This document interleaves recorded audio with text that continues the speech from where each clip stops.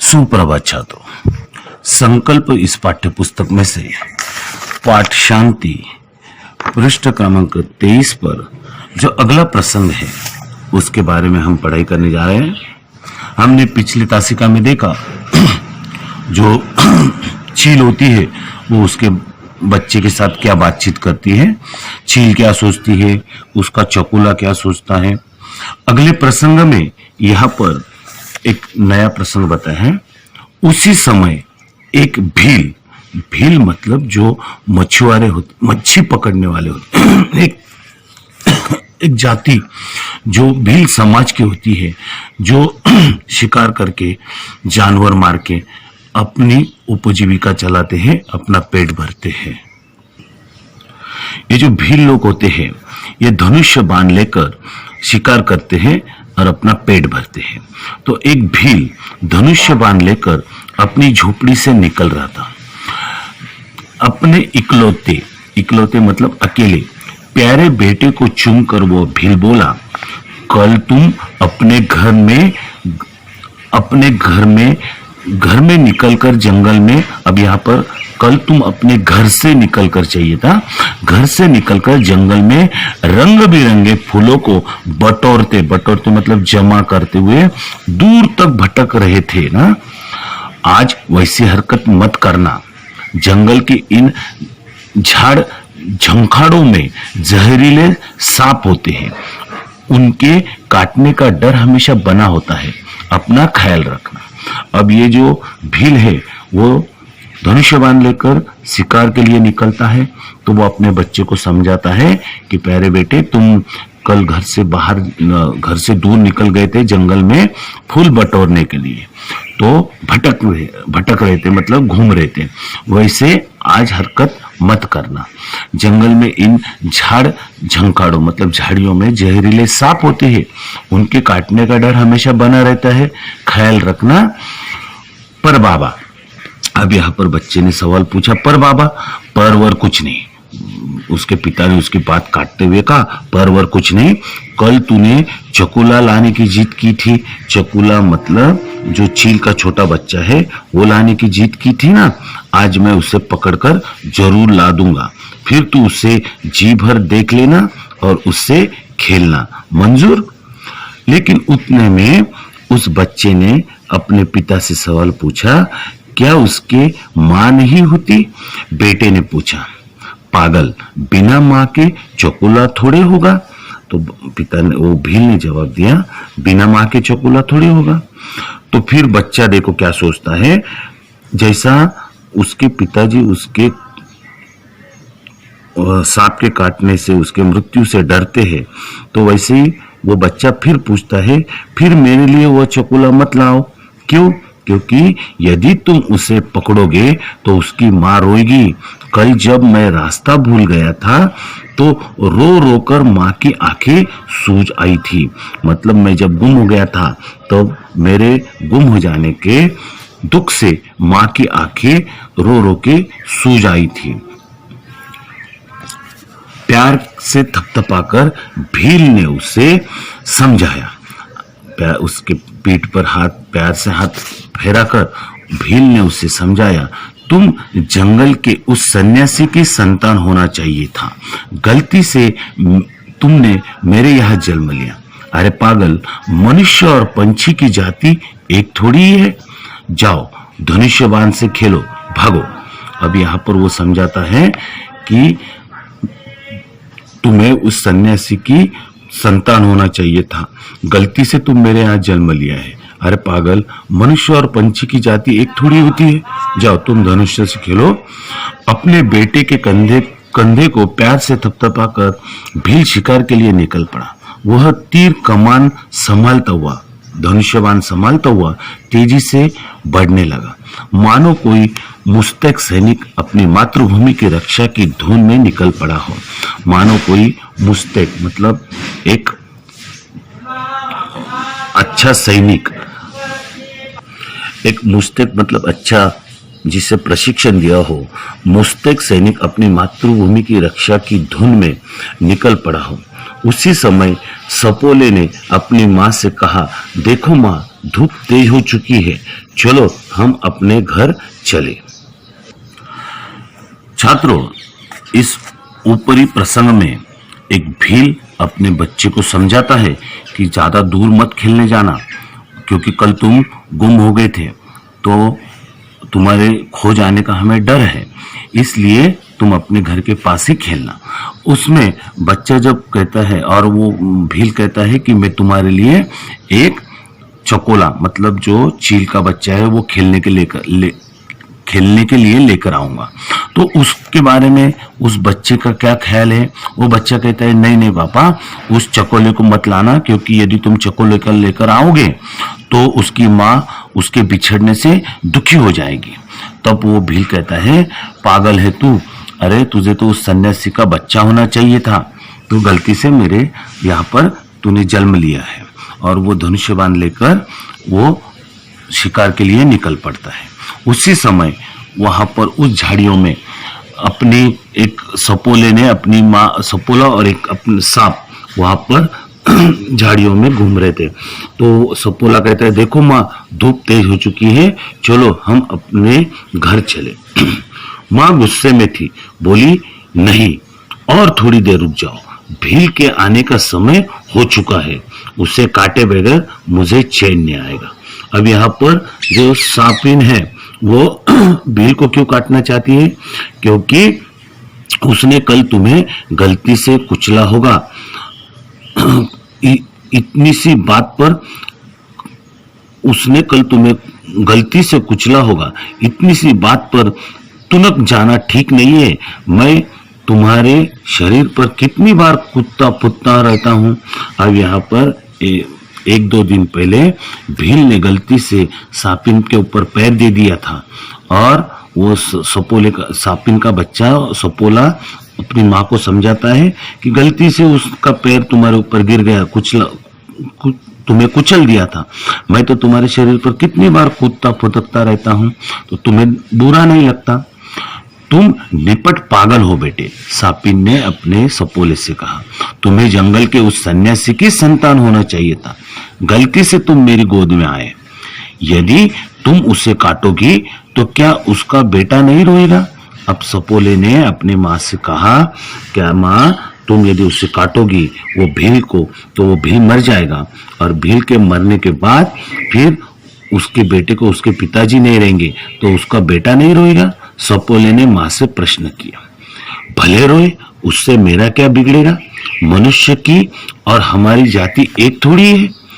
इसमें इतने में सामने वाली झाड़ी में पत्तों की चरमराहट सुनाई दी। आहट पाते ही सांपिन ने सपोले से कहा, मैं अभी पलक मारते आ जाऊंगे, मतलब मैं अभी पलक एक विदिन अ सेकंड में जाकर के उस भील को काट के आ जाऊंगी।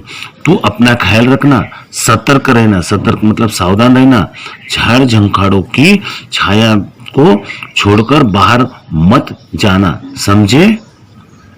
अब सांपिन ने ऐसा क्यों कहा, झाड़ झंकड़ों के से बाहर मत जाना? क्योंकि यदि झाड़ झंकड़ों से बाहर निकले तो कोई भी तुम्हें चील वगैरह शिकार कर सकती है। पत्तों की चरमर जारी थी, मतलब जो आदमी जब पत्तों पर से चलता है तो चरमर एक पत्ते टूटने की आवाज आती है, वो चरमर जारी थी।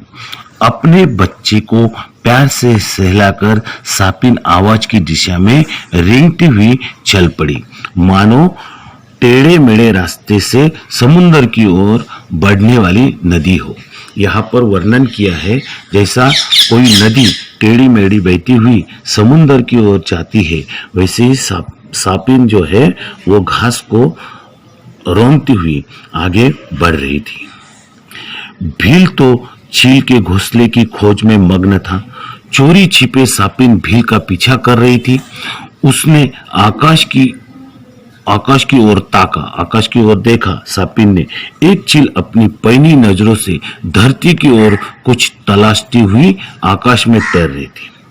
सांपिन रोमांचित हो उठी, उसके समूचे शरीर पर रोंगटे खड़े होना मतलब डर लगना।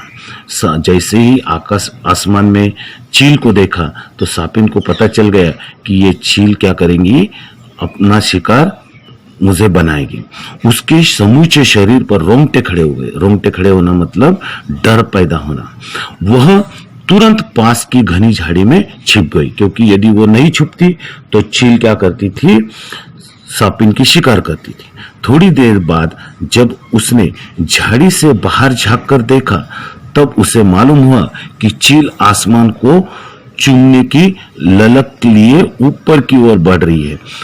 उसने जब देखा तो चील आसमान को चूमने मतलब आसमान में और ऊपर ऊपर ललक लिए ऊपर की ओर बढ़ रही थी। उसने इर्द गिर्द नजर दौड़ाई। भील का कहीं नामो निशान नहीं था। गुस्से में फुसफुसाती हुई वह भील की तलाश में इधर उधर घूमने लगी। उसका बच्चा उसके पीछे दौड़ रहा था, मतलब रेंग रहा था।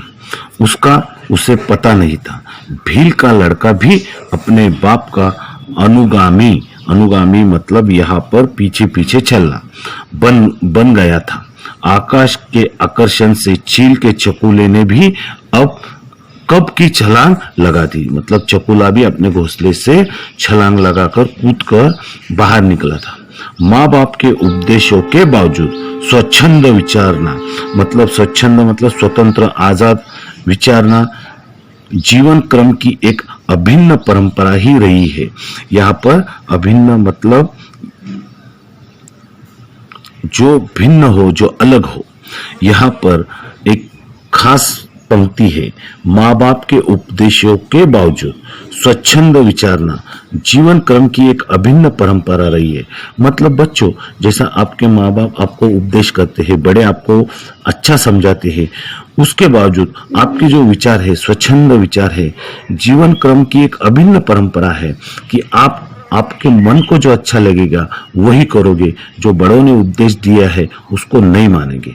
वैसे ही यहाँ पर चील का बच्चा हो, सपोले का बच्चा, सांप का बच्चा हो या भील का बच्चा हो, उनको कितनी बार समझाया था कि बाहर मत निकलो घर से, लेकिन उन्होंने वो बात नहीं मानी।